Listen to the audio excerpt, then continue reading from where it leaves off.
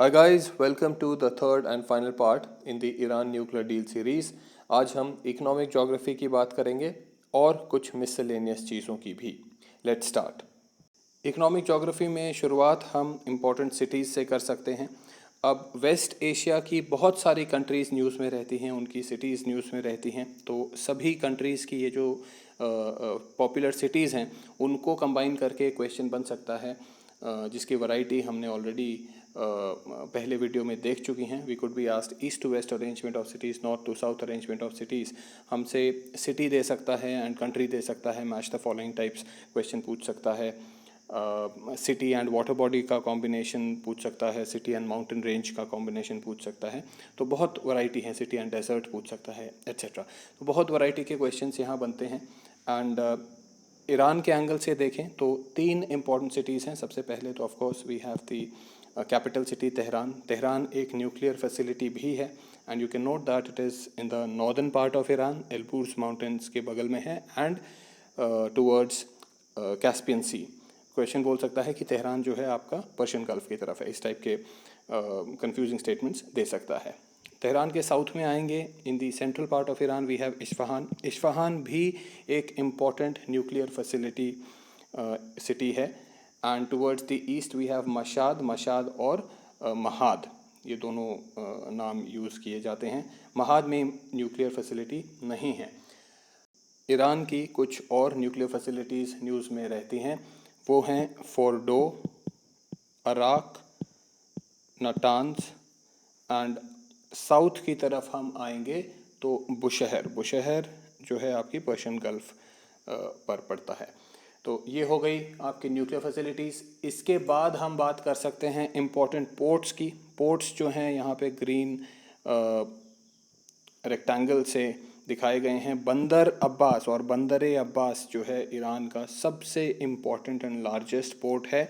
बंदर अब्बास जो है स्ट्रेट ऑफ हॉर्मूज़ पर बिल्कुल एग्जिस्ट करता है, स्थित है.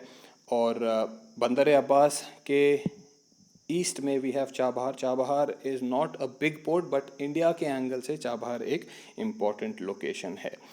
उसके बाद हम डिस्प्यूटेड आइलैंड्स की बात कर सकते हैं. ईरान का जो स्ट्रेट ऑफ हॉर्मूज रीजन है, बंदर अब्बास के पास ही डिस्प्यूटेड आइलैंड्स हैं.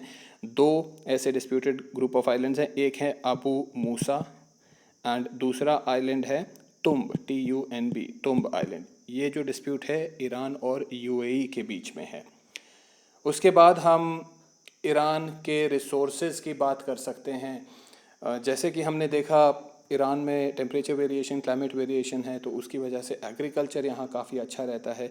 तो ईरान जो है वो लार्जेस्ट प्रोड्यूसर ऑफ सैफरन, ये आपसे पूछ सकता है, largest producer of saffron in the world is Iran.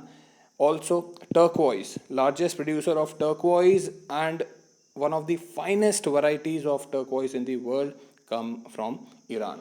चलते हैं अब ईरान के सबसे इम्पॉर्टेंट इकोनॉमिक रिसोर्स की तरफ, जो कि है ऑयल एंड गैस. रिजर्व्स की बात करें तो पर्शियन गल्फ के अराउंड जो प्लेन्स हैं वो बहुत इंपॉर्टेंट होते हैं, because largest share around 60% of Iran's total oil and gas reserves are found in these plains, जिसमें कि सबसे ज़रूरी most important is the Khuzestan region. Khuzestan की बात हमने फिज़िकल जोग्राफी में भी करी थी, लेकिन इसका एक्चुअल इम्पॉर्टेंस इकोनॉमिक है because of the large oil and gas reserves.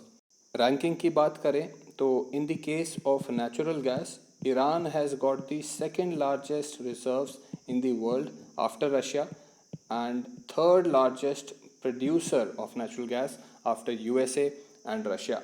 And oil की बात करें तो Iran has got fourth largest reserves in the world and Iran is the second largest producer in middle east.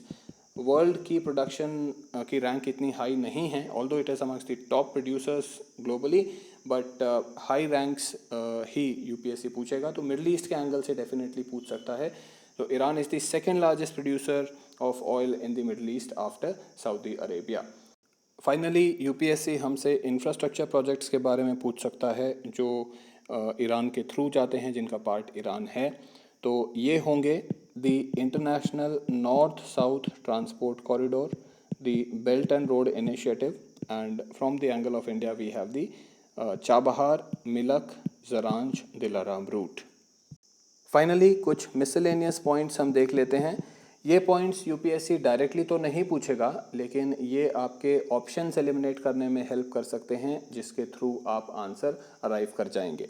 पहला important point ये है कि Iran में ज़ोरोआस्ट्रियनिज़्म religion का बर्थ हुआ था। ज़ोरोआस्ट्रियनिज़्म ईरान से शुरू हुआ था। दूसरा पॉइंट है कि more than 90% of Iran's population is Shia. आपको याद रखना है कि शिया पॉपुलेशन मेजॉरिटी में है, सुन्नी नहीं है। और इसका याद करने का एक तरीका ये हो सकता है कि अगर आप ईरान शब्द देखें तो उसमें एन आता है, अगर आप सुन्नी शब्द देखें तो उसमें एन आता है, और अगर आप नहीं शब्द देखें तो उसमें भी एन आता है। तो हम तीनों को मिला के एक स्टेटमेंट बना सकते हैं, और वो ये होगा कि ईरान में सुन्नी लोग नहीं हैं। ये एक तरीका हो सकता है, बाकी हज़ारों ऐसे तरीके होंगे जिनसे आप इसको आसानी से याद कर सकते हैं। कमेंट सेक्शन में आप मुझे बताएं, अगर आपका तरीका ज़्यादा आसान है तो लोग आपका तरीका फॉलो कर सकते हैं, सबकी मदद हो सकती है। तीसरा पॉइंट ये है कि क्योंकि 90% लोग शिया हैं, तो ईरान का जो स्टेट है वो भी शिया है। स्टेट का रिलीजन शिया है। ईरान डेमोक्रेटिक कंट्री नहीं है, शिया स्टेट है। लास्टली, ईरान की मैक्सिमम पॉपुलेशन अराउंड 60% पर्शियन है। तो ये हमें याद रखना है कि सभी शिया लोग पर्शियन नहीं होते। ईरान की ऑल्दो मैक्सिमम पॉपुलेशन पर्शियन है, लेकिन it is only 60%, 40% non Persian है। इनफैक्ट पर्शियन और अरब सेम नहीं होते, ये दोनों अलग अलग एथनिसिटी हैं। इसी के साथ दोस्तों ईरान न्यूक्लियर डील का टॉपिक ख़त्म होता है। उम्मीद है आपने कुछ नई चीज़ें सीखी होंगी। अगर आपको ये सीरीज़ पसंद आई, अगर आपने कुछ नया सीखा, तो मुझे कमेंट सेक्शन में ज़रूर बताएं। See you in the next series.